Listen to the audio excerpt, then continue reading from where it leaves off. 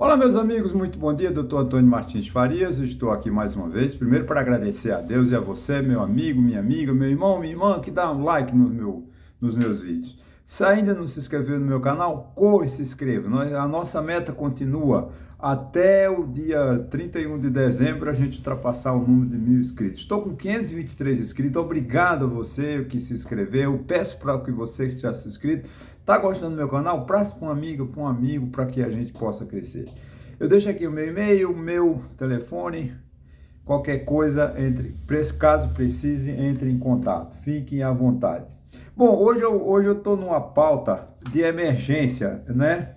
E assim, meio sem um roteiro, mas eu vou tentar falar em alguns assuntos de suma importância para nós.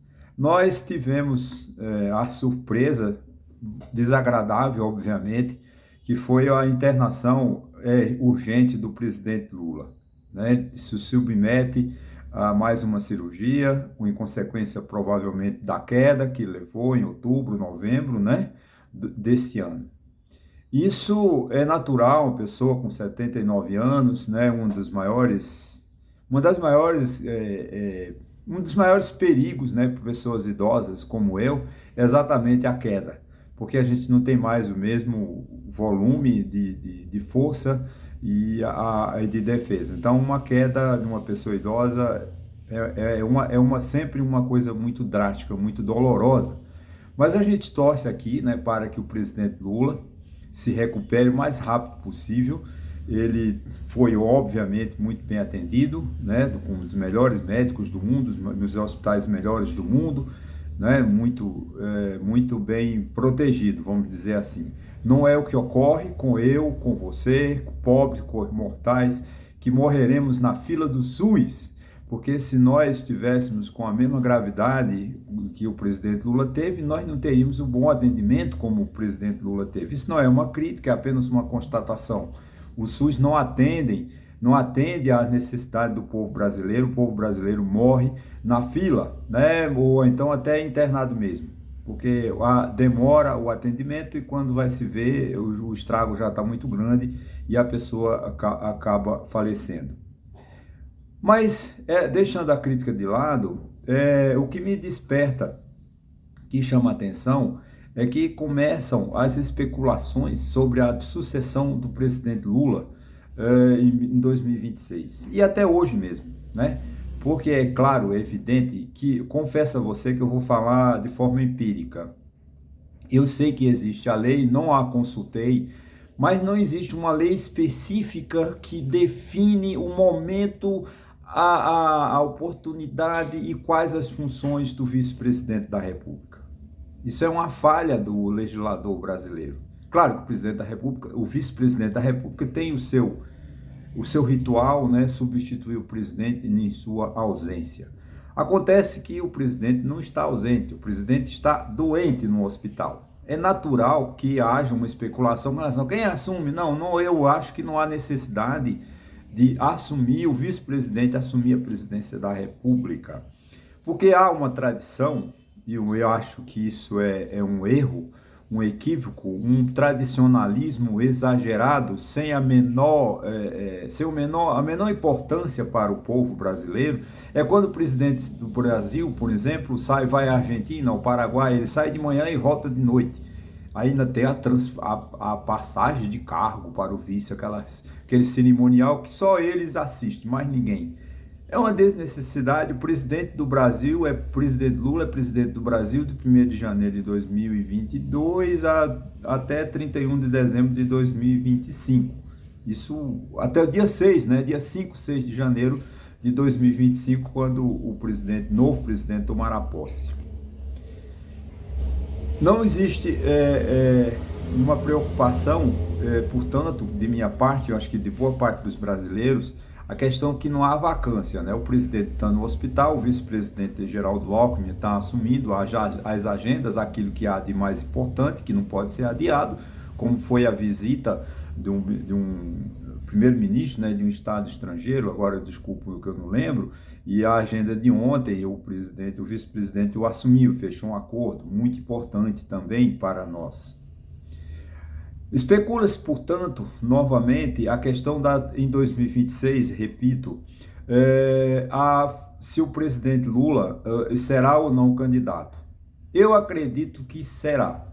Não vejo, não vislumbro, não sou nenhum adivinhão, mas não vislumbro outra solução do Partido dos Trabalhadores que não seja insistir na candidatura do presidente Lula. Porque há no Brasil uma paixão, né? Você não tem o presidente Lula, claro, eu respeito como um dos maiores, já falei várias vezes aqui, o presidente Lula é um dos maiores líderes da oposição, da esquerda no mundo, né? E no Brasil um líder incontestável, talvez mais importante, eu já acho que o Lula já ultrapassou, talvez para efeitos históricos, ao valor, né, de Getúlio Vargas. Getúlio Vargas governou 15 anos, dos quais 7 ou 8 sob uma ditadura ferrenha, uma cruel, desumana, né? Mas ficou conhecido como o presidente que criou a CLT, uma série de situações, né? Ele mentia que falava com os trabalhadores através do PTB, através do PSD ou da UDN, ele falava com os ricos. Era um populista, sempre foi Getúlio Vargas, além de ditador, um populista. Não tem essas características o presidente Lula. Portanto, eu acho que o Lula já é melhor, muito melhor, de que entrará para a história como um dos melhores presidentes, lideranças políticas que o nosso país já teve. Isso independente de ideologia, se eu concordo ou não com o partido. Eu não concordo com a linha do PT. Essa é a grande verdade. Porque o PT já era para ter procurado, porque ele sabia, todo mundo, toda liderança sabe que envelhece. O próprio Lula tem consciência disso, que ele não é mais aquele Lula do sindicato dos anos 80. Em 2026 ele estará com 81 anos, será muito difícil para ele fazer um tráfico, andar para as principais capitais do Brasil, fazer comício, dormir tarde, ter uma agenda super concorrida. A idade não permitirá mais que ele faça isso. Portanto, era necessário que o Partido dos Trabalhadores já tivesse se precavido e o próprio Lula chamar as lideranças políticas e dizer, olha, gente, vamos arrumar um sucessor. Como, eu me lembro em 2018, o erro do PT, né? Nós tivemos esses desastres, né? Que de 2019 para cá, com esses, o governo do Jair Bolsonaro, porque o PT insistiu no erro, dizendo que o Lula era candidato, que não era, Lula estava preso, né? Lula estava condenado. Então o TSE obrigatoriamente teria que indeferir a candidatura de Lula, como de fato fez, aí colocar no final da campanha praticamente o ministro Haddad. O Haddad, ele foi muito criticado, né, quando governou São Paulo. Não vou entrar no mérito, porque eu não acompanho, não moro em São Paulo, mas ele tem se mostrado o ministro da Economia fazendo aquilo que o momento nos permite. E pela linha ideológica do Partido dos Trabalhadores. Ele não pode chegar lá no Ministério da Fazenda e mudar tudo aquilo que é a política do PT, né? Que é investir nos programas sociais, né? E estimular o consumo. Só que o Brasil não vem com um projeto de economia há muitos anos, né? Não vamos culpar o PT somente, porque não tem mais um projeto de crescimento, de infraestrutura. O país não investe em rodovias, o país não investe em infraestrutura na indústria. Os investimentos do Brasil a cada ano se mantém lá 16%, 17%, quando na verdade deveria ser 20%, né? Não vou entrar nesse detalhe, mas assim, então, quer dizer, tem uma dificuldade do Partido dos Trabalhadores em projetar uma nova liderança. Eu enxergo como uma liderança o candidato natural do PT em 2026, que é o próprio Haddad, se ele não for queimado até lá, né? Esse plano de ajuste econômico, que é apenas uma enganação, ele não tem uma estrutura, ele não traz, ele está confirmando que ele terminará 2025, 2026 com déficit ali em torno de 80 bilhões de reais, mas não tem uma reforma, não é um plano que traz uma reforma para realmente melhorar as contas públicas do Brasil, né? E isso é o temor do mercado hoje. Eu não sei se o mercado, pode ser que daqui a amanhã, por exemplo, o mercado mude de opinião, mas o temor, né, do mercado é o aumento, é o descontrole da dívida pública. E, de fato, a dívida pública está muito elevada, porque nós estamos de juros, né, aumentando cada percentual hoje. Por exemplo, hoje o Banco Central vai se reunir, vai se reunir para decidir que aumentará a taxa de juros de 11,25 para 12 ou 13, né? Não tem como não elevar, porque o dólar R$ 6, a inflação subindo, passando da meta, tem que haver um aumento da taxa de juros. Tanto agora, em dezembro, que é a última reunião do cupom do ano, quanto em janeiro, março, também haverá uma política de aumento de juros. Cada percentual de juros, se ele aumentar 1%, isso gera aproximadamente 50 bilhões de reais nas contas públicas, porque são os juros, né? Ele vai aumentar os juros, obviamente, em torno de 50 bilhões. Então, imagine a despesa pública é muito grande. E para isso, é preciso que haja realmente um ajuste das contas, um ajuste rigoroso do cortando gastos, né? Não é cortar gasto no pobre, lá no fim do sistema, cortar gasto no BPC, cortar gasto no salário mínimo. Não, cortar gasto é você reduzir, por exemplo, as emendas parlamentares, né, de 50 bilhões de reais, diminua para 25, já está bom demais. Né? O próprio Congresso Nacional devia ter a hombridade, a honestidade de dizer, olha, nós vamos cortar nossos gastos, vamos fazer uma economia. Mas não, eles estão brigando cada vez mais, né, para a questão da distribuição, né? Você vê que agora, com o conflito do Congresso, quase o Câmara e Senado estão em uma espécie de greve branca, não estão votando, está faltando quórum, porque eles estão revoltados, porque a decisão do ministro Dino, do STF, é no sentido de que as emendas têm que ter transparência. O que o ministro do Supremo Tribunal Federal está dizendo? Gente, deem transparência, eu não estou proibindo pagar emendas, eu não estou caçando as emendas, eu não estou interferindo no poder legislativo, eu só estou exigindo o que determina a Constituição, que as verbas distribuídas pelos parlamentares para deputados têm que ter uma origem, para quem, em que vai ser gasto. Não é você simplesmente mandar 50 bilhões de reais para prefeitos pelo Brasil afora e eles gastarem à vontade. Não, gente, isso não é. Quer dizer, você vê como a mediocridade da política nós estamos vivendo. Um sequestro. Tem até aqui, já 2 vezes que eu cito, um artigo do Reinaldo Azevedo, no UOL de hoje, exatamente, acho que foi de ontem essa matéria, o sequestro do poder legislativo sequestrou o poder executivo. E não pode isso.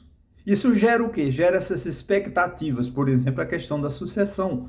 Porque se Lula não concorrer em 2026, quem concorre pela esquerda? Nós não temos. Quem concorre pela direita? Nós não temos. Porque Bolsonaro, a direita radical, está caçado, ele inelegível, ele não vai concorrer. Não adianta Bolsonaro insistir, dizer que é candidato, que é plano A, plano B, plano C, é que Bolsonaro não é. Ele não será candidato. Porque ele está caçado, mas o Lula foi absolvido. Lula é diferente, a questão de Lula foi bem diferente da situação de Bolsonaro. O Bolsonaro não tem como mais recorrer, não tem como mais desfazer ou anular o processo dele no TSE. Que ele foi caçado, acabou. O que o Supremo Tribunal vai fazer é confirmar. Ele vai recorrer ao STF, pode até concorrer sob júdice, mas ele não vai conseguir. Então, Bolsonaro está fora, né? Aí tem quem pela direita? Eu não sei. Vamos entrar Caiado, vamos falar de quem? Nós não temos. Porque os partidos se acomodaram, não fizeram lideranças, acumularam-se entre eles. Você vê o MDB está fazendo um acordo com o PT para ter o vice em 2026. Já tivemos a questão do Temer com Dilma, né? Foi o Michel Temer. Olha em que deu, né? No impeachment da presidente Dilma e a acusação de golpista do Michel Temer, como o PT chama o Michel Temer de golpista. Mas ele, por necessidade, por falta de opção, ele tem que se aliar de novo ao MDB. O que vai acontecer ao MDB? O MDB não tem liderança, ele vai acabar se diluindo, se desmanchando, como virou o PSDB. O PSDB acabou, por quê? Porque as lideranças não quiseram mais concorrer. Fizeram aquele, fingiram que estavam disputando com Dilma, a Aécio Neves fingia que estava disputando a eleição e não estava. Ele estava dizendo, ganhe Dilma, ganhe Lula, que eu não quero, eu quero fazer acordo. Essa foi a situação. A União Brasil, quem é a liderança da União Brasil? União Brasil que quer trazer Pablo Marçal para ser seu filiado. Que pode ser Pablo Marçal, eu chamaria Pablo Marçal da esquerda, da direita radical, mas não tem uma candidatura de centro. Então, gente, isso foi um erro dos partidos que não se preocuparam em formar novas lideranças. E novas lideranças são formadas, eu diria, nas escolas, nos representantes de turma. Ali você vê surgir aquele representante de turma que vai à frente, tremendo, falando errado, sendo vaiado. É o treinamento dessas lideranças que os mais velhos precisam, os idosos precisam de ir buscar, de incentivar aquele tipo de coisa.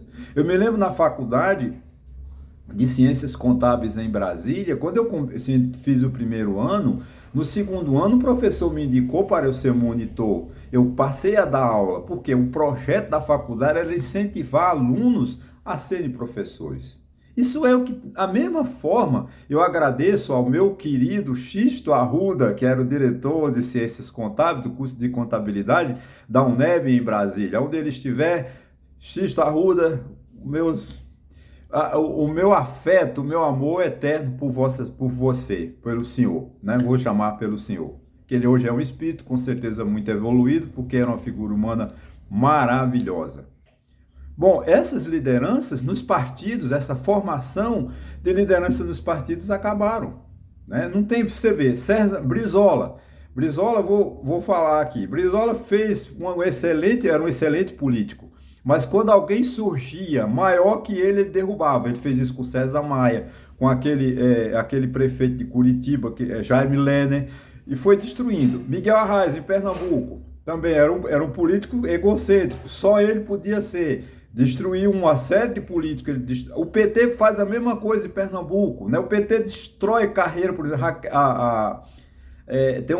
acho que é Marília Reis, não sei. O PT destruiu a carreira política dessa moça em detrimento de quê? Da arrogância, né, do senador de Humberto Costa, sempre destruindo, sempre para que ela não crescesse, para que eles prevalecessem. Isso é uma situação que vai gerar o quê? Uma insegurança política. O que nós estamos hoje é uma insegurança política muito grande, porque a gente não sabe quem serão os nossos governantes. Nós não temos lideranças políticas, poderemos ter oportunistas, como foi Fernando Collor em 89, quando era um aventureiro, não tinha a mínima noção, a mínima capacidade de ser presidente da República, mas na vacância, na fragilidade, na fraqueza, na decepção que foi o plano de Sarney, né, o governo Sarney. Vem Collor, né, com o apoio da grande mídia, em detrimento ao medo do chamado comunismo, que o Lula ameaçava, né, que o Lula era comunista. Tivemos a aventura de Collor. Da mesma forma, no final, a destruição do PT, a corrupção que se criou dentro do Partido dos Trabalhadores, Lava Jato e golpes, mensalão. Mensalão, aparece um golpista, oportunista como Jair Bolsonaro e se torna presidente da República. Isso é uma coisa que nos coloca em risco, né? O mundo precisa, você vê, o mundo não é mais. Hoje eu estava lendo um cronista acho que é do New York Times, um dos maiores jornais do Brasil, ele dando adeus. Desde o ano 2000, ele escreve um artigo para o jornal. Vou ver se eu acho ele aqui. Acho que é não sei o que lá, Friedman. Ver se eu acho ele aqui. Galipo, não. Eu vou achar, governo. Eu acho aqui. Ele escreve uma coluna, Paul Krugman, né? Ele diz assim: essa é a minha última coluna encontrando a esperança de uma era de ressentimento. Ele faz uma comparação de 2000 para cá. Né? Ele começou em 2000, minha última coluna, encontrando esperança em uma era de ressentimento. Nós estamos vivendo uma era de ressentimento, uma era de briga, uma era que vamos precisar de muitas lideranças que possam apaziguar, respeitar, trazer respeito, trazer dignidade para o nosso país, que nós não temos mais. O Lula é um negociador, mas fora Lula nós não temos outro. Não me tem no PSDB, que já é um partido que eu considero morto, na União Brasil não tem, no PSB não tem, no PTB não tem, enfim, nós perdemos essas lideranças políticas. Isso faz muito mal. Isso foi o que foi falta de previsão, porque eles só pensaram neles. O PT só pensou nele, não pensou no país. O PT era para ter lutado junto com Lula, formando gerações jovens para que pudesse, né, em 2026, 2030, disputar uma eleição. Mas nós não temos, porque insistiram. Não estou aqui criticando o presidente Lula, porque eu acho que ele teve o direito de concorrer às 4 ou 5 ou 6 mandatos, né, seguindo a Constituição, mas era preciso que tivesse amadurecido a juventude, criado mecanismos da gente melhorar o país.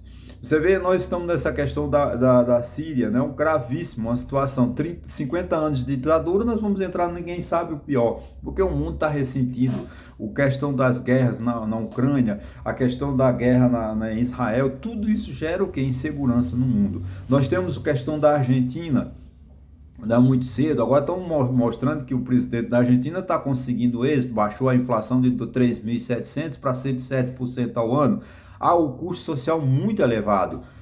A pobreza na Argentina é muito grande, né? Acho que mais de quase 50% ou mais de 50% da população está no estado de pobreza. Podemos acreditar na política do governo Milei? Ainda não, está muito cedo. Eu me lembro do governo do Plano Real, né? O Plano Cruzado de Sarney, já que eu me referi a fraqueza de Sarney. O Plano Cruzado foi um desastre. Ele congelou tudo, nós ficamos só não aumentou. Aí ele congelou o salário, congelou o preço. Tudo aumentou, menos os nossos salários. Nós ficamos 1 ano, 2 anos, né? Esperando um reajuste de salário que não vinha. E não dava para comprar. Então nós vivemos uma situação muito difícil, né? Eu espero que na Argentina não seja assim, que esse programa que dure, né, para sempre, que realmente ele tenha um controle da inflação. Porque não é para fazer como fez o Plano Cruzado, que quando ele descongelou os preços, tudo voltou à inflação de 70%. Então, o meu tema de hoje, gente, já estou encerrando, né? É essa preocupação com a saúde do presidente Lula, torcendo para que ele se recupere o mais rápido possível e que ele, com os seus asseclas, com os seus seguidores, encontre uma saída e ele diga logo, né, se vai ou não concorrer em 2026, porque as eleições, na verdade, já começaram, a campanha já está na rua. Né? Nós saímos de uma eleição municipal, mas já projetando 2026, onde teremos candidatos a governadores, a senadores, enfim, nós já estamos em campanha, essa é uma grande verdade. O Brasil graças a Deus, o Brasil vive uma eleição permanente. Isso é muito bom, isso é um sinal de democracia. Nada de rupturas institucionais, de golpe de Estado, né? Isso a gente tem que abolir isso. Esse processo, essa efervescência política, ela é salutar. Agora é preciso que se crie lideranças, partidos que queiram realmente enfrentar, por exemplo, o MDB, o histórico MDB não pode ser vice.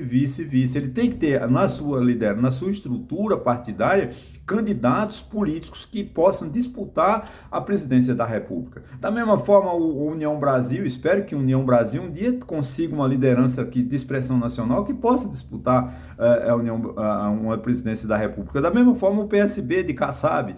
O problema é que Kassab é o dono do partido, ou ele é ou ele não é, fica muito difícil. Valdemar Costa Neto, né, do PL, tem o Bolsonaro, mas o Bolsonaro está inelegível. Quem é do PL que vai ser um candidato? E isso é falta de visão política. E a minha preocupação é essa, é falar exatamente.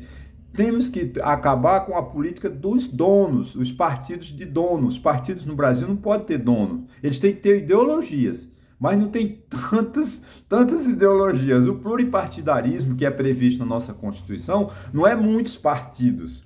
Não é a constituição de muitos partidos como nós temos hoje no Brasil. O pluripartidarismo é a forma de você pensar de forma diferente e um respeitar o outro. Agora, não é para criar 300 partidos, porque a quantidade de partido político no Brasil não determina a qualidade da democracia. Muito pelo contrário, a quantidade de partidos, a grande quantidade de partidos no Brasil só prejudica, só atrapalha, só atrasa o nosso processo democrático. porque não se tem um pensamento conjunto, um pensamento ideológico, um pensamento de arrumação de ideologia. Ok, gente? Olha, muito obrigado e até a próxima.